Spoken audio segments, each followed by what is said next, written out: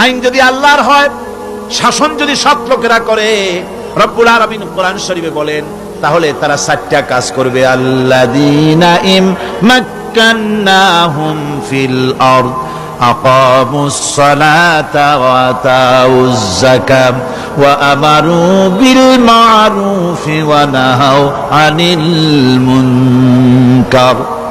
মুমিনেরা ক্ষমতায় এসে প্রথম যে কাজটা করবে, প্রথমে ক্ষমতায় এসেই নামাজ বাধ্যতামূলক করবে। প্রথম কি?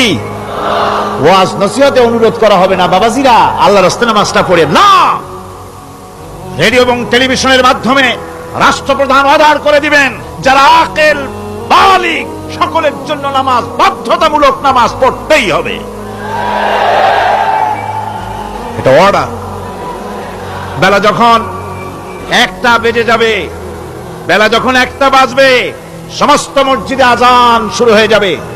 আজানের সাথে সাথে অফিস, আদালত, কল কারখানা, ক্ষেত খামার, শিক্ষাঙ্গন সব ডেডলক হয়ে যাবে। আধা ঘন্টার জন্য বন্ধ হয়ে যাবে। যারা মুসলমান অফিসে, কলেজে, ইউনিভার্সিটিতে, সর্বত্র তারা নামাজের জন্য প্রস্তুতি নেবেন।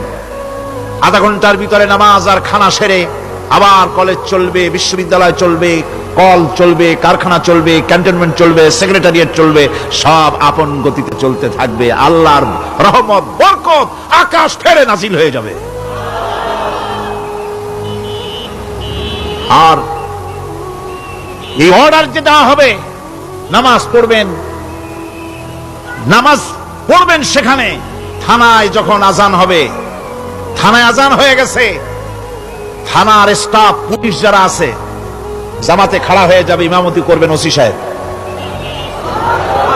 এসপির অফিসে এসপি সাহেব ইমামতি করবেন, ডিসি সাহেব তার অফিসে ইমামতি করবেন, মন্ত্রী সেক্রেটারিয়েট ইমামতি করবেন, প্রেসিডেন্ট বঙ্গভবন ইমামতি করবেন, বিশ্ববিদ্যালয়ের ভাইস চ্যান্সেলরের ইমামতিতে সে জায়গার মুসলমান ছাত্র ছাত্রী, শিক্ষক শিক্ষয়িত্রী এক জামাতে নামাজ আদায় করবে। এই যদি হয় চিত্র দেশের, অপরাধ থাকবে? থানায় ওসি সাহেব নিজেই যদি জামাতের ইমামতি করেন, এইভাবে নামাজ আদায় করেন পুলিশদের নিয়ে জামাতে, ঘুষ আর খাবে তারা? এসপি সাহেবের অফিসে, ডিসি সাহেবের অফিসে মন্ত্রীরা যদি ভাবে নামাজ কায়েম করে, তাহলে কি অন্যায় অপরাধ কিছু থাকবে সমাজে? থাকবে না।